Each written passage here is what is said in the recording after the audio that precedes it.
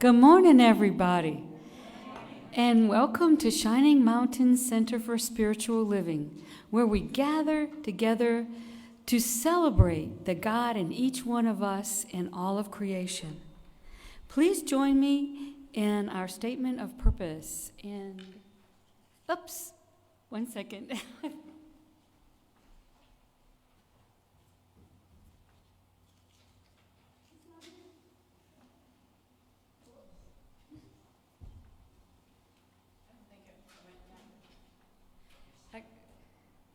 Linda, we need the clicker, please.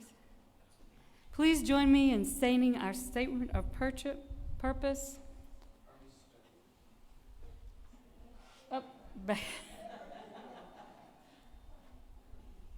Here we go.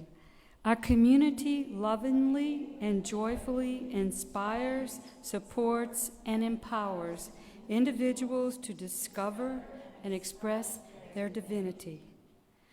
This community recognizes that there's a power for good in the universe, and we can use it.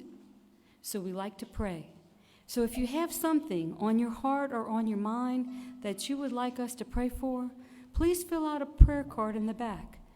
You don't even have to write your name down if you don't want, but you can if you'd like to. And I assure you, you will be prayed for, and whatever's on your heart will get attention. And now we have some announcements. Every Wednesday at 7:30 p.m., we have a meditation that's led by Reverend Linda. There are cards in the back table it's a Zoom meditation, so there are cards in the back to show you how to get on Zoom. And this is a wonderful midweek pickup to help you get through the rest of the week and recalibrate your energy. On Monday, July the 3rd, we'll be feeding the Flathead at Bethlehem Lutheran Church. There's a sign-up sheet in the foyer, so please consider joining us in this worthwhile community activity. And on July the 9th and on the 23rd, after the service, there'll be dances of universal peace. It'll be focused on planetary peace. The location is either going to be Lawrence Park or in here, depending on the weather. And no experience is necessary. Just come join and sing and dance. And finally, on Monday, July 17th, from 6:30 to 8:30 p.m., Bill Kale is going to come back and play his healing Tibetan singing bowls. This is a profound experience, and I would encourage everybody to come to this. It is just amazing. And we will have chairs available in the sanctuary, but if you would like, bring a yoga mat if you'd rather lay on the floor. And now, please stand as you're willing and able to take a moment to greet your neighbor. Say hello to an old friend or make a new one.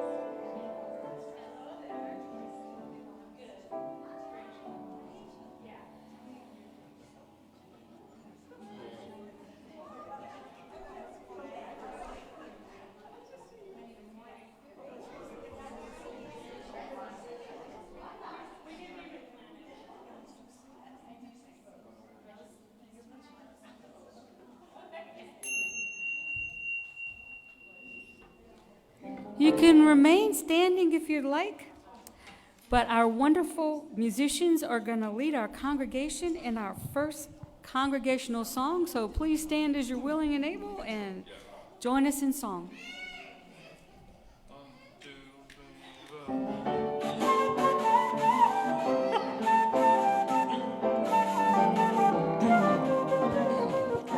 The Spirit's wisdom fills my soul. The Spirit's wisdom fills my soul. Spirit's wisdom fills my soul. The love of God is in my heart. The Spirit's healing makes me whole. The Spirit's healing makes me whole. Spirit's healing makes me whole. The love of God is in my heart. I am one with my Creator. I am filled with loving grace. I see God in everyone I meet. I give love with each embrace. The power within me fills my soul. The power within me fills my soul. The power within me fills my soul. The love of God is in my heart. The love of God is in my heart. The love of God is in my heart.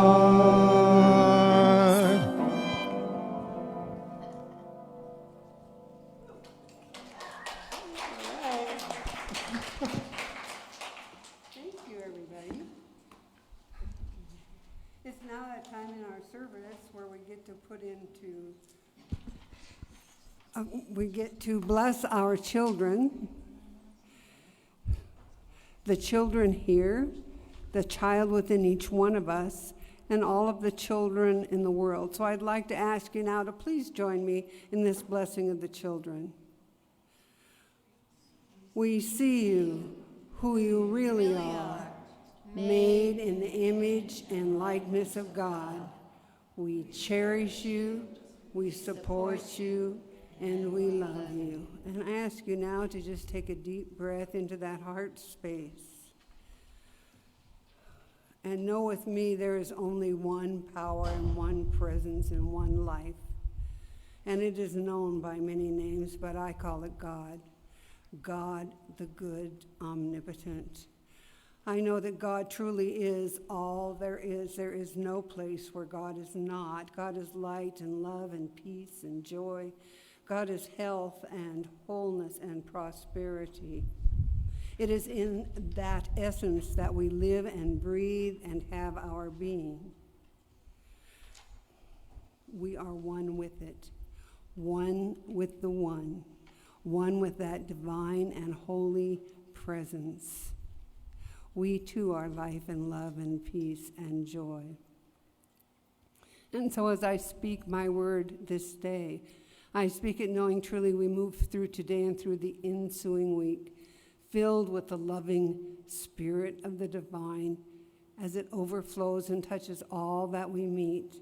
I know that health and wholeness is ours this day, that peace and joy fills our hearts and overflows to everyone that we meet. And I'm grateful. I am grateful for that powerful presence of spirit within us. I am grateful for the strength of the divine that supports us. I simply say thank you, God, as I release this word now to the perfect working of the perfect law, which always, always, and only says yes. Please join me in affirming, and so it is.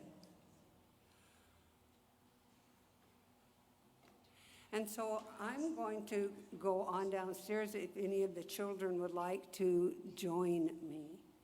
So we can do something fun down there.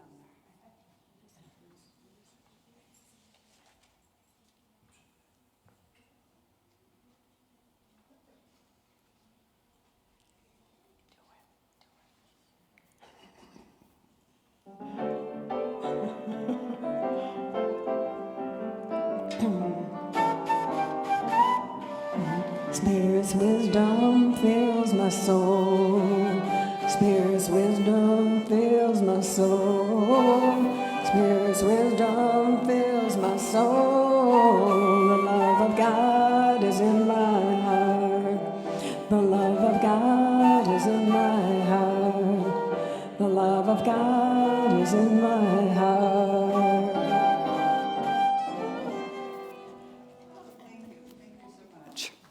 Thank you, Audie, and Will, and Jamila, and Red Star, and thank you, Don, for being here, and all of you. Let's give him some love. Yeah, thank you. Yeah. So, good morning. Thank you. Let's try it again. Good morning. Yeah, you've got the love in you. Just let it go. Just let it flow. You're perfectly safe here because we're all standing under the shelter of each other. That's what we do. We come together with all our foibles and all our gifts, everything that we are, and everything that we try to hide, and everything that we try to be, and everything that we actually are, and we come together. And we know that every time we look at the person next to us, or the person in front of us, or the person behind us, that we're seeing the face of God. And you know what, folks? When they look back at you, they are seeing the exact same thing. They're not seeing what we did or didn't do, or where we've been or where we haven't been. They're seeing the face of God, because that's all there is. We know, when we believe in this teaching, that God is all there is. If God created all there is, and God created everything that's created out of itself, what else could there be? Yeah, the only thing that there can be is a mistaken idea, or a bad attitude. Yeah, or self-judgment, or judgment of others. But that's not God's stuff, that's man's stuff. That's humanity's stuff. And so what we know and believe from this teaching is that even though we live in the human form, and even though all of our actions outside of ourselves are with humanity and all that God has created, we remember that in any moment and every moment, we can self-correct. Not to what we believe, not to what we've been taught, not to what we've been told, but to truth. To truth that exists within us. Truth that we cannot alter, change, or even add to, because it's perfect within us. The truth of life, the truth of spirit, the truth of goodness resides within each one of us. And it's up to us. It's always up to us to bring it forth, to allow it to come forth. And in the busyness of our days, sometimes we forget what and whose we are. But that's basically, I think, why we come together, so we can be reminded, and so we can glorify that which we are, and that we can remember and easily move into it. Because you know when you're supported by something, whether it's the truth of the goodness you are, or the truth of the erroneous thinking that may have been put upon us, or we gathered, or however we get it. If we have company to support that, we are in it. So if we're in the bad, we're in the really throes of support. But if we're in the good, if we're in truth, we're also in the throes of support. Because what we know is truth cannot be eliminated. Truth cannot be taken from us. Truth cannot be changed about us. And it's like the breath of God through us. It's within us. It surrounds us. It's all of that which we are. And when we choose to know that, when we choose to remember and self-correct when we're in those little glitzes of forgetting, not remembering, when we're in pain or disappointment or anger, when we forget that, we've not removed ourselves, we've just forgotten what we have to work with. It's like saying, I broke my leg. I would never pretend like I didn't break my leg. Would never say that's not the truth of the fact of what I'm experiencing, which I'm not, just by the way. But what we do is deal with truth and bring truth into the fact. We surround truth, the fact, with truth. No matter what my body looks like, no matter what I'm experiencing, the perfection of spirit that created me still exists within me. And that's the truth of you. It's the truth of all of us. You don't have to earn it. You don't have to beg for it and plead for it. You don't have to think that somehow you didn't get it. That's just erroneous thinking again. And where did we get most of our erroneous thinking? From other people's thinking. So we bring ourselves back into the wisdom that is within us. Now, this isn't even my talk. I don't know. I've been going on and on, but this feels good because I'm talking about truth. I'm talking about why we come together and we stand under the shelter of each other. Because under the shelter of each other, we are safe to look at the wholeness of what our experience of life is and how we've created it and how we can recreate new things to take the place of the things that we don't want in our lives. It's called a mental equivalent, a new mental equivalent. We all live from the mental equivalents that we have. We all live from them, and they show up as our lives. You know, if we have a mental equivalent, I love this because it was a lesson I learned when I was in Seattle, and right after I got out of ministerial school. I had a mental equivalent of twice the salary I was making before I finished ministerial school. Twice the salary. Because that's what I wanted to give back. That's what I wanted to tithe to my church. I just knew this worked. Oh my goodness. So I worked for a little while at a job I just hated. I was so tired of it, and it included, and I kid you not, cleaning out the places where they put the big dumpsters. Because I'd agreed to that job. I'd agreed to that because I was tired of doing mental stuff. So I'd agreed to doing some maintenance for a company. Well, it didn't take long until I was tired of that too. But in order for me to move out of that without absolutely being immersed in it, my friend said, Yvonne, why don't you see yourself as an independent contractor? And as an independent contractor, you are fully in charge of your life and how you're going to do this. They've hired you as an independent contractor. I'll tell you, I went back to work for the last 3 or 4 weeks that I worked at that company, and I did it with joy. I did it with enthusiasm. I did it with a passion because that was not the fact. That was the fact of my life, but it wasn't the truth of my life. The truth of my life was I had a new mental equivalent. I had a new idea of how I could experience life. And sure enough, I got the job that paid twice, exactly twice what I'd been receiving. Oh man, the first check I wrote as a tithe check, I'll tell you what. And you just couldn't keep me quiet. I was talking to everyone about how mental equivalents work in our lives.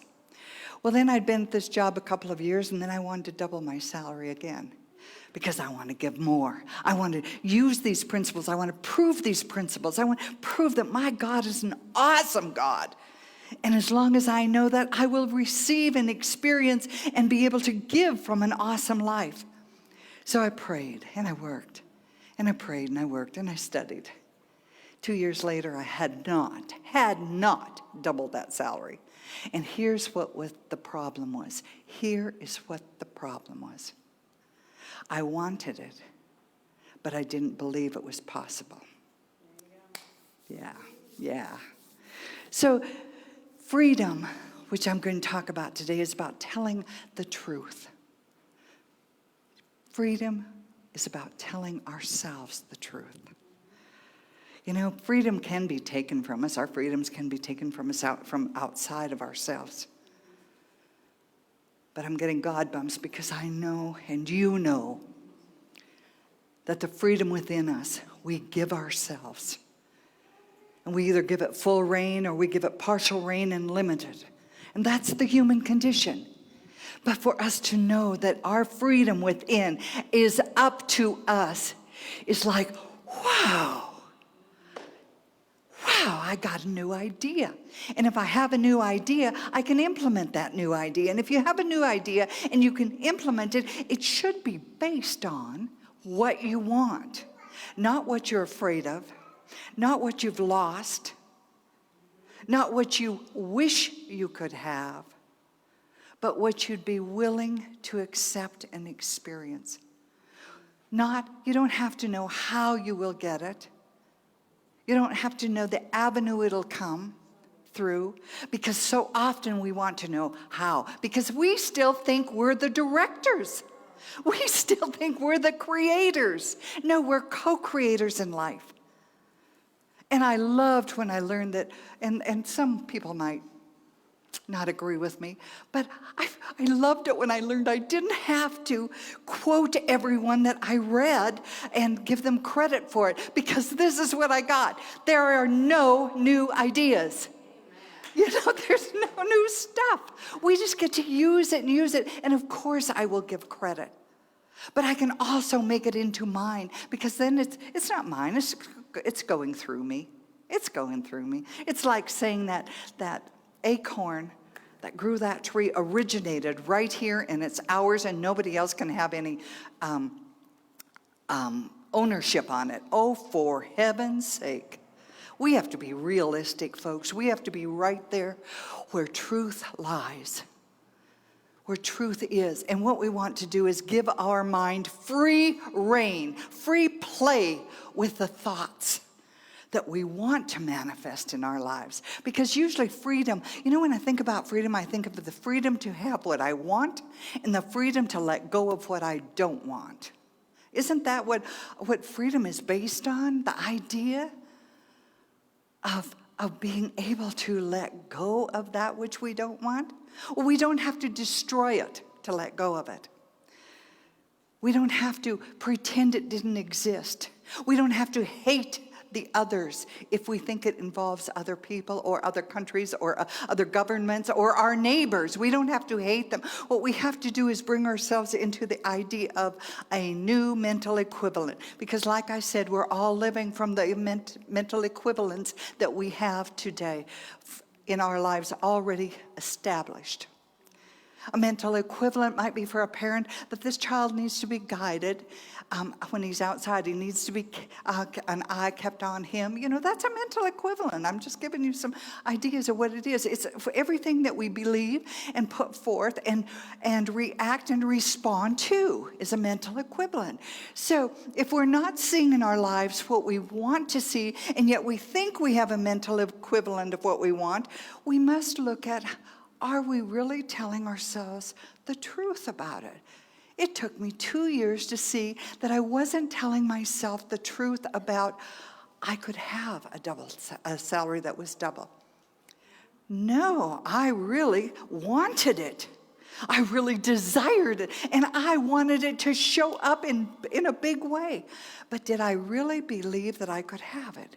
No, and the reason I didn't was I could just list those reasons out. But that's being very short-sighted about where our gifts, where our life, where our support really comes from. The job was just the avenue. God, Spirit, the one, Wonkin Tonkin, gives us everything, and it's always available. And then we get to sift through what our beliefs, our ideas, our desires are, and determine whether we're giving ourselves permission and allowing. This is not about being strong-willed. It's not about willpower.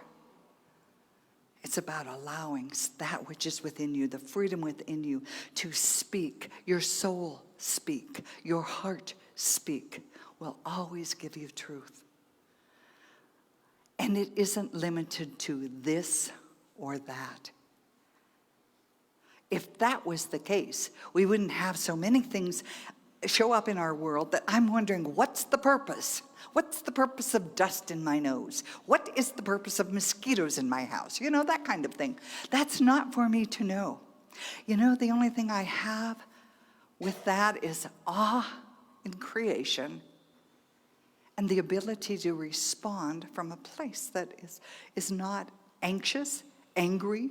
You know, just respond. Respond instead of react. I had to learn that. I was a very reactive person, and a reactive driver. I always said if I couldn't see where I was going, I'd just go faster. People got in my way, I'd just holler, honk, wave at them, that kind of thing. We grow into our grace. Some of us sooner than later. But here's the beauty of it all. We rub up against each other. And there's that opportunity in that moment to either experience a call for love or an expression of love. Because that's what life is about. No matter how rough it looks when we're engaged with someone or something that's hard on us, it is actually a call for love. And if we can see it as that, we'll have a response instead of a reaction. We'll have something within us that we are able to reach the strength and the power of God that is within us and respond from. And then we become the response of love to the call for love. That's what we do. That's who we are. That's why we're here. Oh my goodness. I'm sure there was more I was supposed to say, and I just don't know what it is. But one more thing I want to say about mental equivalence. If we want harmony and we want peace, we have to think harmony and peace. And so there's a thing we can do. This is a provable teaching. That's what I love. It's scientifically provable. So I might ask you to just think about this week for an experiment that you might want to try. Think of what you would consider a problem, right? Just a problem, whether it's a big problem or a little problem, whether it's real personal or whatever. And every time, this is what you have to do. You make a covenant with self. You're honoring yourself. You're listening to yourself. And you're aware that the self is the I am of God, right? So you're going to listen to yourself every time that problem comes up, and whatever the first thought or what the second thought, whatever it is, counter it with praise and gratitude. It does not have to be about that problem, but whatever you can pull up that you're grateful for and that you can praise as the gift of God, yes, and keep that up. And what you're going to find is, you know how we habitually do this and that, like go into a restaurant, habitually I will sit with my back to the wall, I'm facing the doors. We have things that we do out of habit. You're going to find that you will develop a habit that will create a new mental equivalent if you consciously take yourself from that problem idea, that problem thought, that problem mental equivalent, and just allow. Mind you, I said it's not about willpower. It's about allow. Just allow a different thought to come forth. If I've used this before, and I love this, where in the scriptures it tells us to turn the other cheek, I say turn away from it. That's what we're doing. We're not turning it so we can get something coming at us really big and hard so that we've got double the pain. No, we're turning away from the problem. We're turning away from the pain to a different perspective, right? You're taking a breath. It's not the breath of being hit in the stomach. It's the breath afterwards. Ooh, you center in it, and you find something to be grateful for. And adding to that gratitude, you praise something. I am so grateful. Even though there's a broken leg on the body, I'm so grateful for 3 other limbs that work very, very well. I'm so grateful for the loving people who have just stepped up and offered more help than I could ever use. I'm really grateful that I had, and you go on and on. You take something that's real to you, though. Don't just be grateful for the sunflowers that you saw 2 years ago on I-5. No, you go to that place where you can feel what you're grateful for. Oh, you are beautiful. You're the faces of God this morning. And now I would like to share with you, because this is the 4th of July weekend. And we're talking about freedom that we are already experiencing, that we already have in front of us. No matter what we see as challenges in this life, you wouldn't be here if you didn't have the freedom to come. You wouldn't, those who are watching us on, however they're watching us, wouldn't be watching us without the freedom to do so and to choose that. So we must embody that we are all that we desire to be, and we have all that we need, and we will find it within us to be able to manifest, experience, accept, and share it in the world. So today I'm going to share this writing by Stephen Schmidt. And because our theme for this year is living above the noise, which just means living above the noise is being able to remove ourselves spiritually within our hearts and heads over the chaos so that we can take the breath so we can move through. Living above the noise simply means we know there's another place, and that place is truth, and that's that high place to go to and that we can all reach. It's called the mountaintop. Some people call it the mountaintop. Some people call it whatever you choose to. Know that you not only have it within you, but it's always available to you. So this Tuesday, July 4th, 2023, marks the 248th anniversary of the independence of the United States of America. On that night, Americans across a vast geography will look up into the sky at fireworks marking the occasion that are the fulfillment of a wish. The wish came from one of our founders, a brilliant, talented, passionate man who could be brittle, easily provoked, arrogant, and sometimes distempered. John Adams said he hoped that Independence Day will be the most memorable event in the history of America. I am apt to believe that it will be celebrating by succeeding generations as the great anniversary festival. It ought to be solemnized with pomp and parade, shows, games, sports, guns, bells, bonfires, and illuminations from one end of this continent to the other from this time forward and forever. This is our day. We all share it together equally, for we're all Americans together.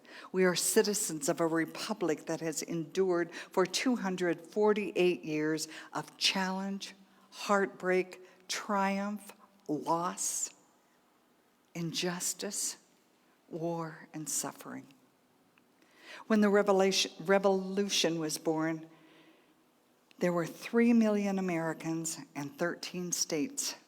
700,000 of those people were enslaved. Today, there are 334 million of us, and we are the descendants of both the founding generation and the people of every nation on earth. The United States of America is the only nation on earth that is made up of all the peoples of the earth, where every known language is spoken every day. Together, the American people have fed, cured, liberated, protected, and done more good in the world than all of the other nations combined since the beginning of time. Freedom in America means tolerance. It means freedom of speech, conscience, worship, and thought. But it also means responsibility and obligations to each of us. July 4th marks a milestone of human imagination and daring. It proclaims the possibility of a new birth of freedom and dignity of the human being. It also lays bare the contradictions and the hypocrisies of our founding while being an incandescent beacon in a moment that ruptured history. The birth of the United States of America marks the beginning of a new story. It was the start of a stupendous and unfolding story that, like all great stories, is made in part from joy, pain, myth, triumph, failure, hypocrisy, good, and evil. The story of America is a story of imperfect human beings forging ahead into the next moment on an unexplored frontier. It's a story about the battle of idealism and cynicism, of right and wrong, of justice and injustice. More than anything, though, it's a love story. Government of the people, by the people, and for the people is a relatively new concept in the annals of human history. It was an utterly radical idea in 1776 when there was a thunderclap. There were perfect words laid down on paper by a perfectly imperfect man. They declared something remarkable that had never been said before. The men who signed the document containing those words believed it was likely they were signing their own death certificates. These words are transcendent, and it is what we celebrate on the night of July 4th in gratitude and joy. All men are created equal.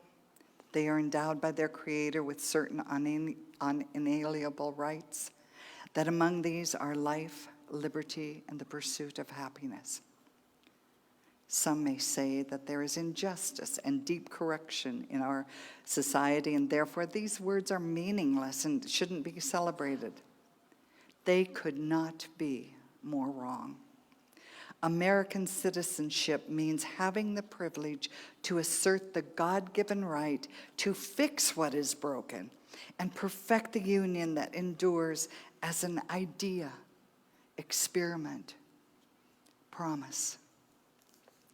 Where are we going? What lies ahead? It's hard to know through the temporary sounds and fury of division and upset. Yet we know where it ends. Martin Luther King told us he looked forward to the horizon over a vast valley of justice as if in a free society where the promise of the American Revolution had been fulfilled. And this is what he said. I've been to the mountaintop. I've seen the promised land. I may not get there with you, but I want you to know tonight that we as a people, we will get to the promised land. So let us choose to believe Martin Luther King. We know that we can trust him through those words. Let us choose to believe in America. We know that we can trust her. Let us choose love over hate and service over complaint. Let us choose to take a moment and be grateful for the sacrifices, vision, guts, and determination, for the wisdom and the failures of all of our ancestors with deep humility. Let us resolve to take up with the challenges ahead of us with the gratitude of free people who are authors of tomorrow, not its prisoners. America is a gift and an idea. It is a myth and a contradiction. It is bluegrass, country music, and a lawn chair parade in Wolfsboro, New Hampshire. Whatever America is today, she has become something new and better for tomorrow. That is what we celebrate. Possibility, hope, justice, and freedom. So in these moments, know that you are blessed and that you are God's blessing to America and to our world.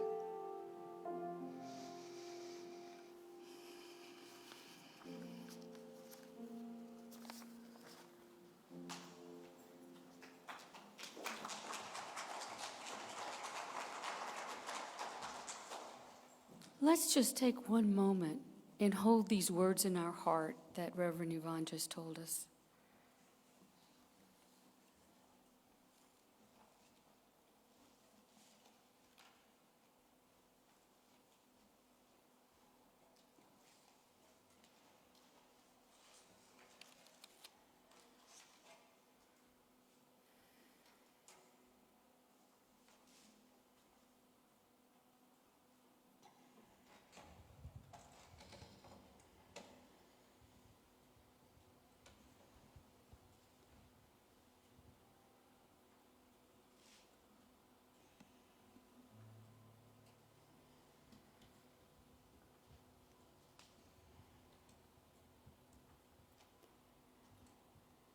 I want to thank all of those who joined us online.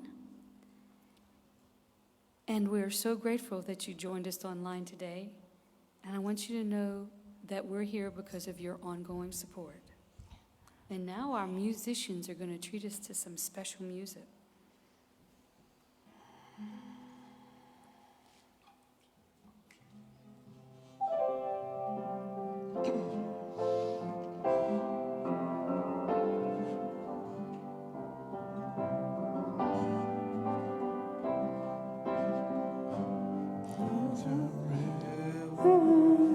That flows within me. There is a river that is my life. There is a river that fountains over me. I am love, I am freedom, I am life. Oh, there are times when I feel helpless. There are times I cannot see. And there are times when I forget. I am love, I am light, I am free.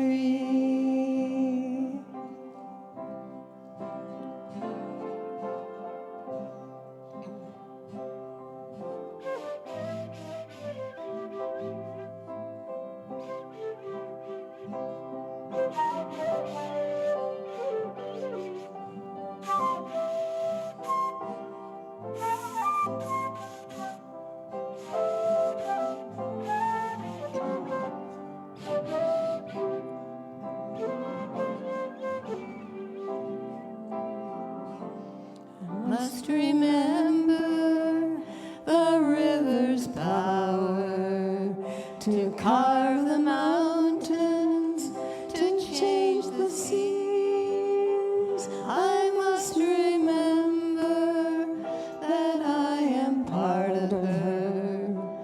I am love, I am power, I am free.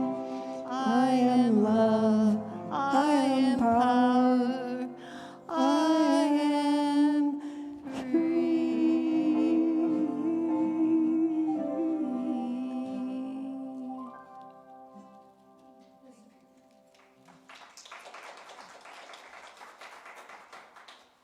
The support we give this community is its life.